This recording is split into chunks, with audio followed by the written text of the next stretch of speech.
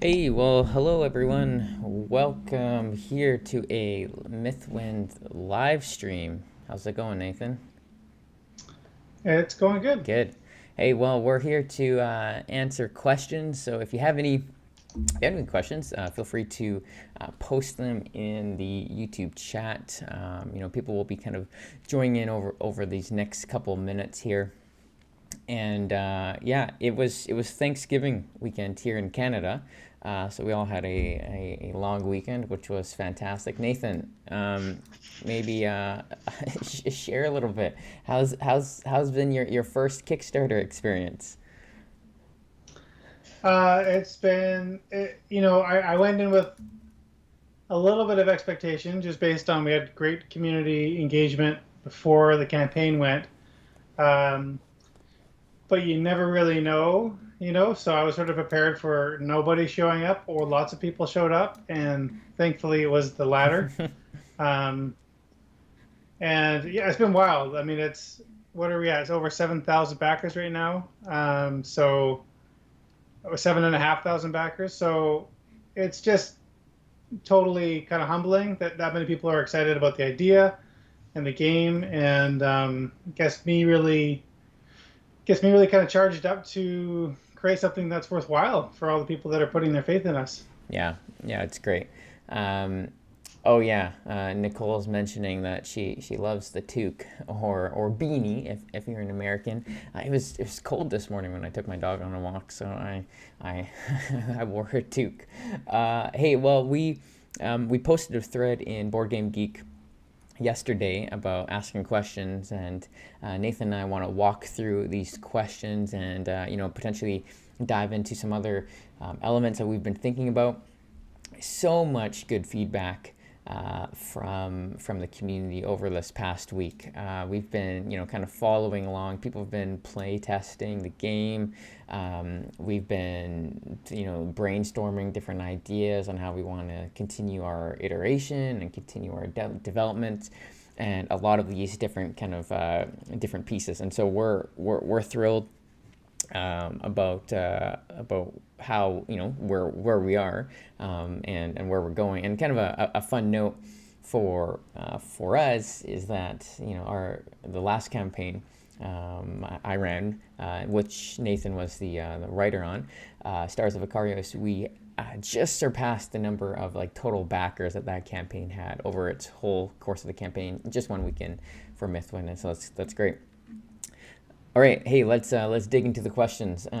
First question comes from Ruben, and Philip kind of is building on the question. Ruben is asking, who is going to be doing the tree planting, and Philip is kind of expanding on that. What sustainable steps are you taking during the manufacturing process? So a couple things. The tree planting will be done with Tree Canada. Feel free to look into Tree Canada. They're a Canadian charity that plants trees. And if you're at all kind of familiar with the current landscape of Canada, we've had some crazy wildfires, especially where we live in Kelowna. There's a lot of kind of fires around British Columbia here, and so we're partnering with them to build our trees. And then lastly on that is the sustainable steps.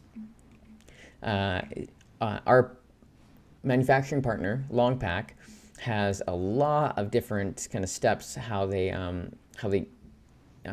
have ethical production and incorporate sustainable practices.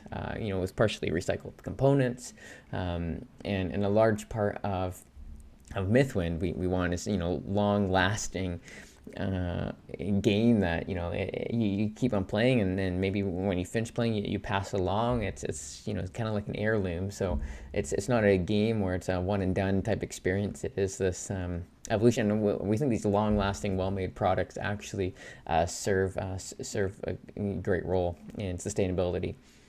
Cool. Okay, Nathan, do you have this thread pulled up? Yeah, I can do the next one here. Yeah, let's jump on to Adams, I think. Sure, yeah. So Adam Brocker said, I've seen mentioned in a few tutorials of Mythwind that the crafted character is being modified to add additional decision points. can you clarify those changes? And he also asks, what sort of trade-offs will be present within character design to give players agency about development of the character versus town? So as far as the first point goes, I think it's worth mentioning that um, because we're in prototype mode, theoretically everything is open to change. But one thing that we've already kind of identified that would be fun is within the workshop adding an additional action or a bonus action because the decision point while items are moving through the workshop, if you're just selling the thing to get a coin, it feels a bit underwhelming as far as the fun of it. And so we can use selling an item out of those workshop spaces, the 4 workshop spaces before it's finished, as a space to introduce another action to make that a bit more engaging.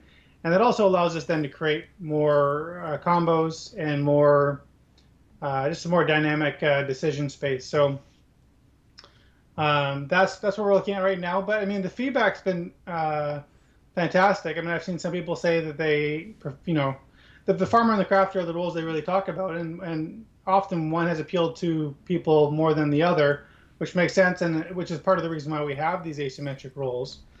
But some of the feedback, we see all of it, and it gets me completely rethinking of like where I even want the decision space to happen on the crafter.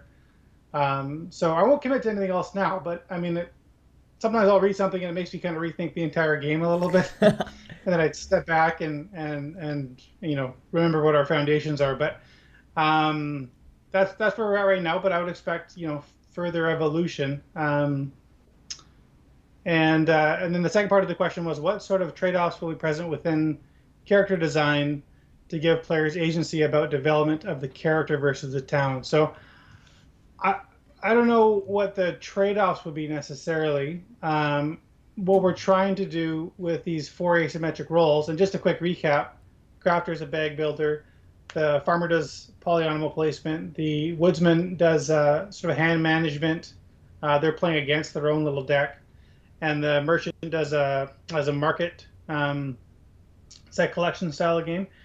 And so what we're trying to do with all of those is create a similar arc and a similar amount of challenge to generate the amount of money they need to invest in the town. And one built-in trade-off, I guess, is the fact that when they go to the town improvement space, they all improve that space at a different in different ways. So the farmer, for example, it costs them the least to improve the food in town, whereas the crafter, I believe, is the culture that they boost most effectively. So in those ways, their roles uniquely impact the town, and that makes sense, obviously, that they would have those varying impacts on town. So I don't know if that answers the question exactly. Yeah, What do you think, Brendan? the other kind of piece about, I think trade-offs is probably maybe the wrong word. It's more about like timing, right? Like what do you want to focus on in the short term versus the long term?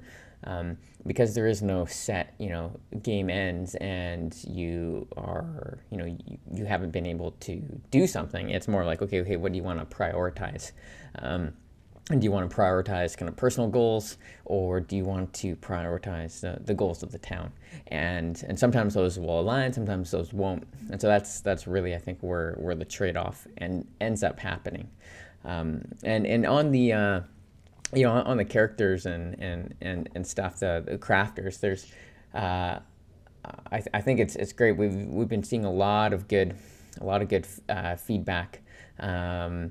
And it's been fantastic to see. And so kind of moving on to the next question by Cohen here.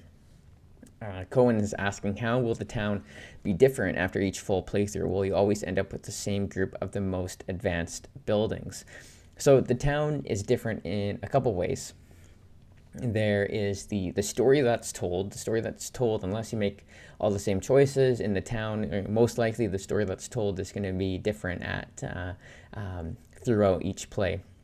And ultimately, the types of buildings will be different. There's actually there's more buildings than there are spaces in town, and that's an intentional design, because there's only so much space in your town. So the shape of your town is actually going to look different, kind of depending on what you're focusing on, regardless. And yeah, there might be a couple advanced buildings that you have at the end of each kind of run through, how the shape is different between the multiple playthroughs. I'm trying to think if I'm missing anything else on that, Nathan. The different looks of the town. Well, I mean, part of this question is about the advanced buildings, and so the like tech tree of Yeah. the buildings that exist will definitely make the town look different. So if you want to build a port, just to give one away, there are certain prerequisites. You need to have a place to even get that port out there. And so not everybody's going to hit every single one. Some buildings will replace other buildings. Some will be prioritized by the players. Some players might really like having a lot of passive benefits. Some might really like having active benefits, and that might be the decision space that gets you there. And just to give something away a little bit, I mean, what that allows us to do is gate certain things. So if you have the potential of a story aspect, or we've even talked about maybe even unlocking characters this way, you might have to have a certain building in place that is so far along in the tech tree. So that might motivate you to go down one particular path, because it'll unlock other things for you that maybe are around the corner. So um, it should all work together to make a diverse town from player to player. Yeah, yeah, exactly. And just kind of reading Davey Blight in YouTube's asking if there's going to be a walkthrough example of some of the other townsfolk, or are they not far enough yet? So maybe Nathan can speak into this more, but there's a potential we will for sure have a TTS playthrough of the Woodsman and the Merchant after the Kickstarter. The plan is, and if you were around for the Stars of Icarios development, there's a pretty open development with multiple iterations and kind of public interaction with the experience. And we try to limit spoilers so people can kind of go into the delivered version without knowing much of the story, but still kind of having the community's input on the mechanics. I think that's great. That's along with our kind of internal playtesting teams that we build. So as far as the Woodsman and the Merchant, not going to say commit to anything yet, because there's a few kind of kinks that we're still working out, but there's a potential that we will be able to show a little bit of the playthrough towards the end of the campaign. It just kind of depends, I think, on how development is. I don't know, Nathan, if you want to say anything more about that.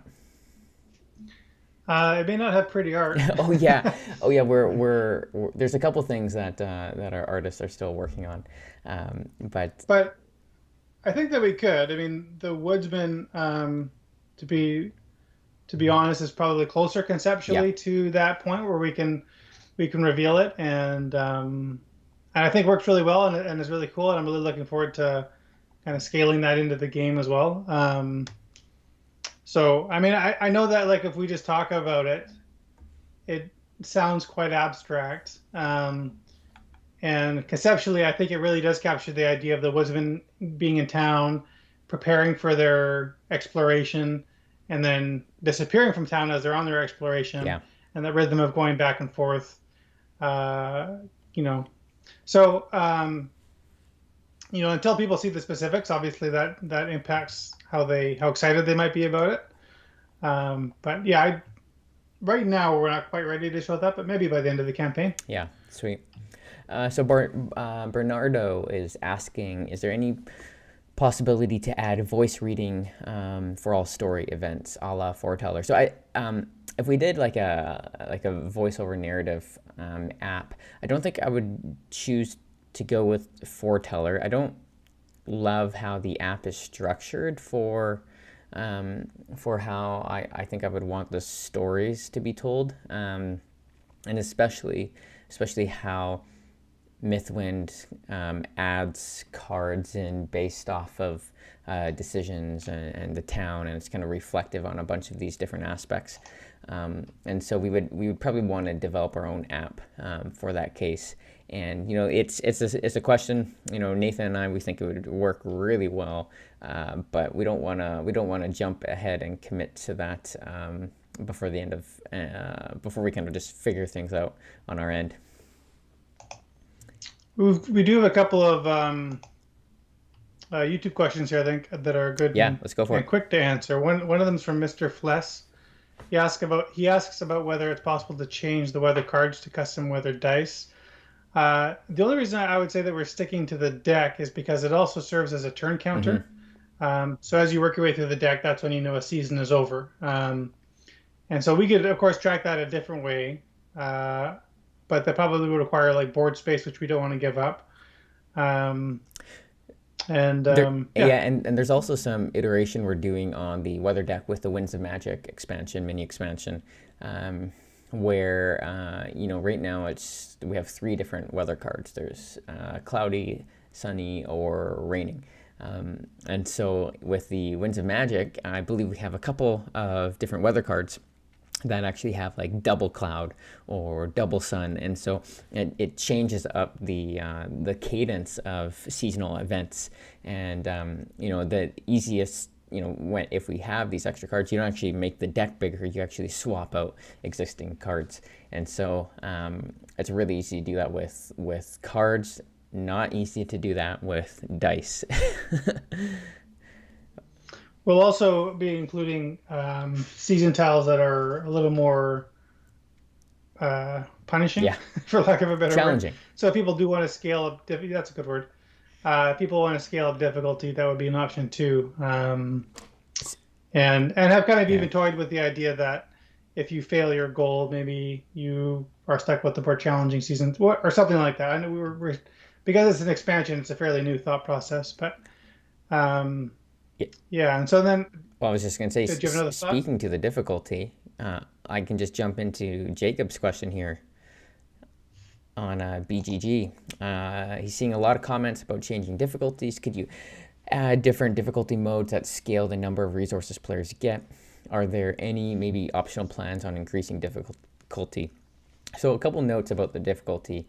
The experience of the game, and you can go back to I think the most popular forum post that we have on Mythwind about is there an end to the game? What's the win condition? I speak a little bit about the difficulty and the type of experience that Nathan and I are trying to capture with Mythwind.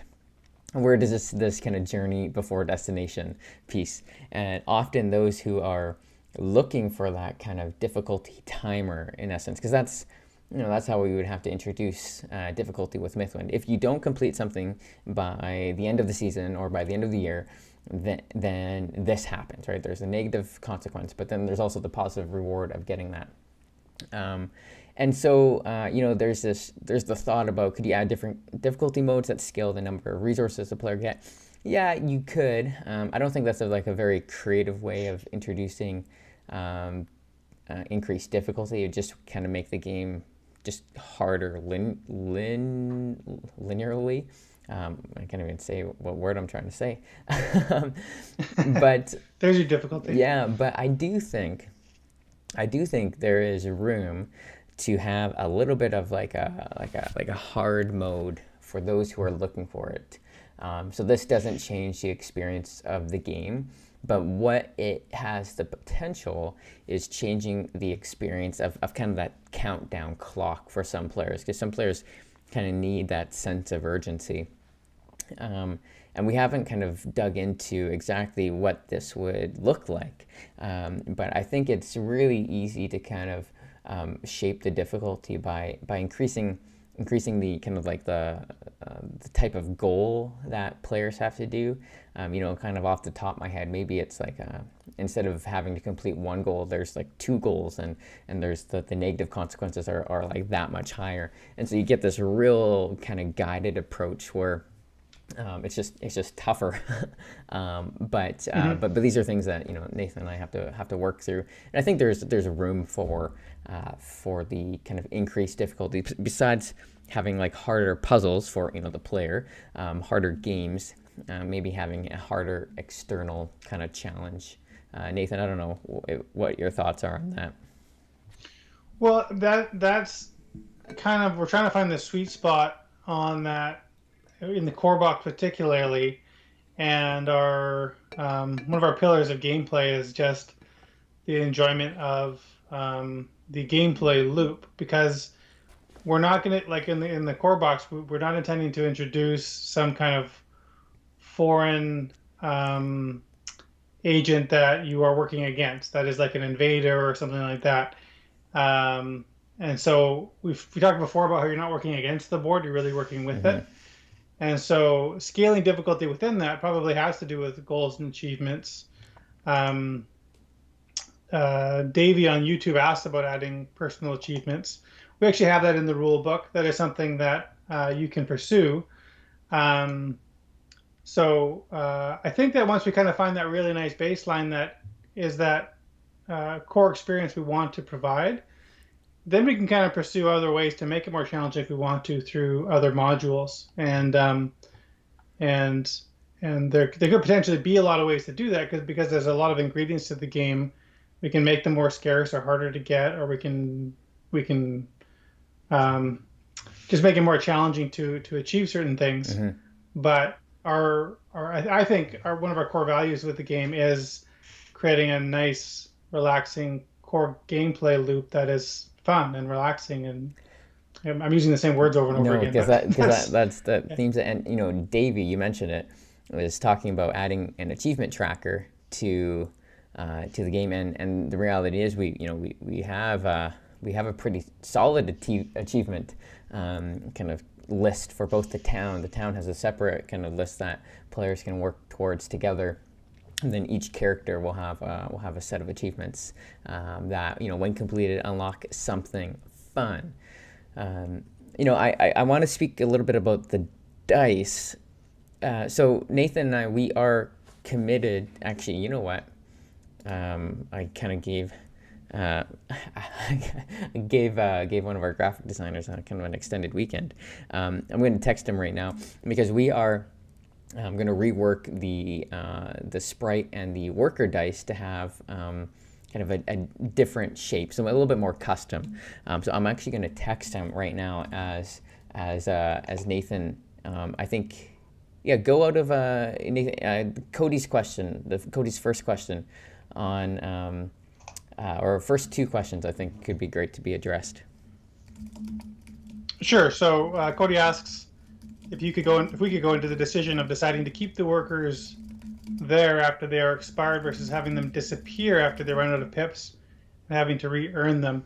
I'm assuming that Cody means the decision to have them go back to the tower versus having the dice go away completely.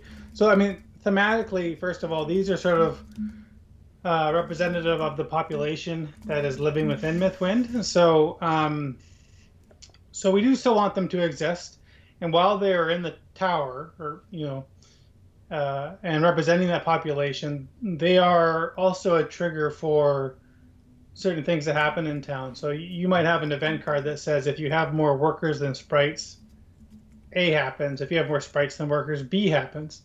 Um, so they continue to serve a purpose even while they are not hired by whatever role that you're playing, and that means that they're also kind of a currency for you. So that's something that you want to manage as well. Um, yeah, that's probably the main thing. We knew pretty early on we wanted there to be kind of a struggle within the game as to whether you wanted to lean one way or the other, and that's one of the strongest ways it's represented is through those dice there. Um, and then Cody follows up by saying, "It seems in playthroughs I have seen, it seems like you end up having a huge pool of not used dice." Yeah, so I mean, again, they're not unimportant just because they're in the tower, but I agree. I think in the midstream playthrough we had, It's a balancing issue. yeah, I'll freely admit that that's something we need to scale. I know that for the tutorial we wanted to make sure that dice got out there quickly so we could illustrate what they do and how they're utilized. And what we didn't do is make sure that the other buildings we had ready to go wouldn't also overload you with dice, plus the adventure deck provided dice, plus the event deck added dice. So we need to kind of go back and slow that slow that tap down a little bit. Mm-hmm. But I mean, yeah, again, just because they're in the tower doesn't mean that they're not relevant to what's happening in the game. Yeah, exactly. So, update on the dice. Marv is doing the graphic design right now for the custom worker and the custom sprite dice. That was on our list of to-do things. He's back at work this morning, and so he is set and going. Everyone look out for that in the next couple days. Okay, so that's great. We're talking about the dice. I want to speak to Eric. Eric Wiborg, why Borg? Question. Board Game Geek. Wonderful, wonderful project. Oh, thanks, Eric. I just want to share my one misgiving, okay? It comes from many plays of the excellent computer game Anno 1404. Open-ended plays are so good until you've just had enough. And the problem is, by then you've played it so thoroughly that you don't really want to pick it up anymore. Ever? Question mark. I was so close to the case when playing Anno 1404, but I tried again, and this time in campaign mode with a set goal, and actually enjoy the game way more. Is there any way you would consider creating some long-term stretch goals for a campaign, just so we can finish with a sense of accomplishment instead of because I'm bored with it? Yeah, Eric, and this is kind of speaking into what we've talked about with the achievements. I think there's a list of achievements that, when accomplished, will unlock a secret secret content. And I actually think for you, who's looking for like, hey, this is the end, and I'm finished. There's going to be a kind of a celebratory sense when you have completed all of those elements, and so you can get to that point. You're like, hey, I'm happy, and and instead of playing, you can just you can pack it away, maybe start it again next time, and try a different route to get there. But I think for you, that could be a really, really good endpoint. And I'll just say that I totally relate to what he's saying. I think our goal is just that, if you ever feel like, trying to find the phrasing he had here. I hope people will feel quite this strongly about it. But if you ever feel like you don't want to pick it up again, I hope that we've at least given you dozens and dozens and dozens of hours of gameplay before that Oh happens. yeah. Um, a board game is a different thing than a video game, because the access to play a video game by yourself is just so quick. You boot it up, and in a way that makes it a bit more of a disposable experience. Whereas a board game, you take the time to set it up. And again, we're trying to make it a very quick setup, but it is a bit more of an investment of your time. And so I think that the benefit of that deliberate experience that you're having with a board game means that, I hope it means that you don't tire of it quite so easily. The process of, and the ritual even of, like, pulling it out, setting it up, going through the gameplay experience, and putting it away. Um, yeah, those are sort of just some general thoughts on that. Yeah, no, that's great. Um, okay, everyone. So jumping on ahead to Timothy's question. Will there be different goal results each month based on how successful you are, creating a choice or goal each month session to make the game diverge/feel unique in each play? Yes, Timothy. So how the goal system works is that at the beginning of each month, you take your goal deck, and it starts out with I believe 14 cards, 7 cards, one of the two, 7 cards, and you draw multiple cards, and you choose one to be your goal. It's like, hey, I'm going to accomplish that goal. And that goes into your town board. If you succeed at that goal at the end of the month, you actually shuffle in kind of the next level, like a level 2 goal card, into your deck of 7 cards. And you do the same thing. And so ultimately, the goal difficulty will increase as you kind of complete more. And there's 4 different levels of goals for each of the 7 cards. And so your difficulty level will increase as you complete them. And hope that's going to kind of provide this kind of escalating experience of challenge. Which will make it feel kind of unique, because you can choose how you want to go about doing the goal, right? You can maybe focus on one theme of goal, because there's different kind of thematic elements of the goals. And because you draw the goal cards at the start of your season, you can decide a little bit of around what kind of pace you want to lean into the more challenging goals as they come up. You might feel like you're not ready for a particularly challenging goal, so you can choose the other, hopefully easier option. Um, yeah. Yeah. So let's jump into Bartek's question on Board Game Geek. Oh wait, am I missing anything on YouTube? I don't want to miss out on the YouTube community. Well, I mean, John Nash did have a good question here about wouldn't the game end automatically when you build everything? Will there be some set collection elements? Um, and to that, I would just say that you can't build everything and experience the whole event deck through one gameplay. Yeah. So, um, you're probably not going to experience every character either. So, you might get to a point where you decide that the most fun you'll have is resetting everything, so that you can follow different event threads. You can try a different character out. You can pursue different buildings you didn't get to build the first time. Is there anything you want to add to that, Brendan? Yeah. No, I think that's great. Yeah, there is, when you finish building all the buildings, like Nathan said, I don't think will be possible because of how the tech tree works. But then there is this point where, yeah, you might have experienced everything, and then, hey, throw in the expansion content, or restart playthrough with a different character. Yeah, so Bartek's question on Board Game Geek: what is your planned development and production timeline? With all the changes that you're considering to the farmer and crafter, with unknown state of merchant, woodsman, and with completely new fifth character to design, develop, and test, it seems like there is still a lot of work to get Mythwind into its final shape before it can go to production. Yeah, you're absolutely right, Bartek. There is a decent amount of work, and that is going to go into this. And thankfully, we've been able to kind of grow our community and kind of raise a decent amount of funds. And so we plan on actually, and Nathan and I, we need to kind of sit down and really hash out, because we have a timeline, but we need to kind of hash out some steps, because we're going to scale up as far as our paid testers go, and different development lines. And so we have a goal of December, of next Christmas, December 2022, and I'm confident. It's gonna be tight. We'll see how it goes, but I'm confident that we can get things to the printer in time, so that things can deliver by December 2022. There are a lot of, the state of shipping and manufacturing logistics right now is wild, but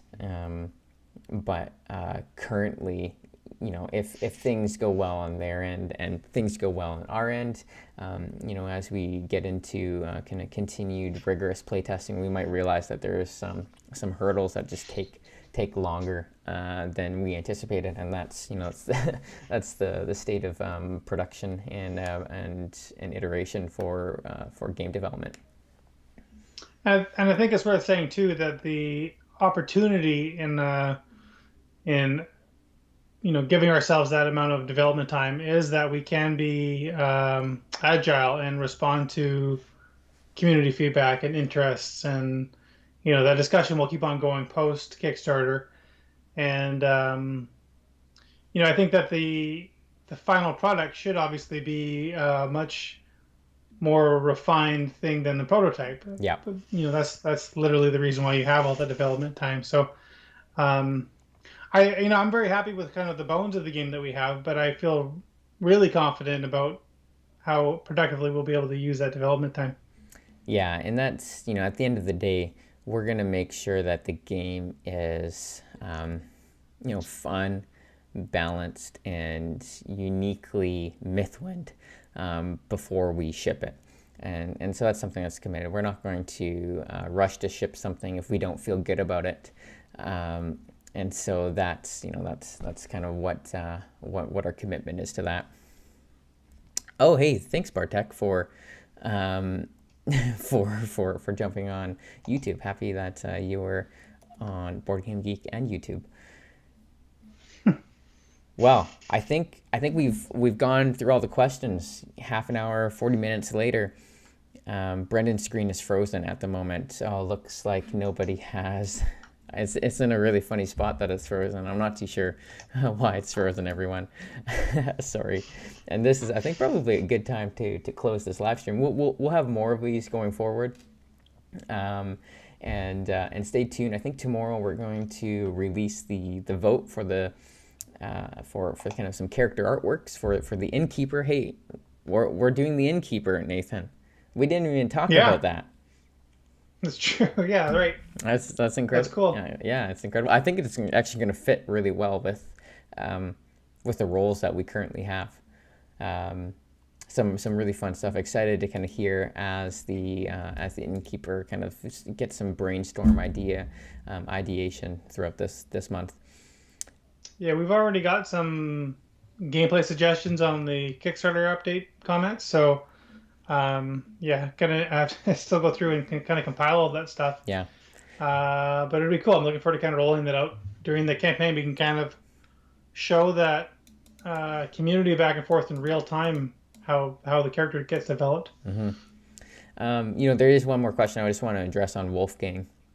And this is a really really neat question. Can players drop in and out from session to session? Like one session I have 2 people, and the next session I have 4, and then back to 3.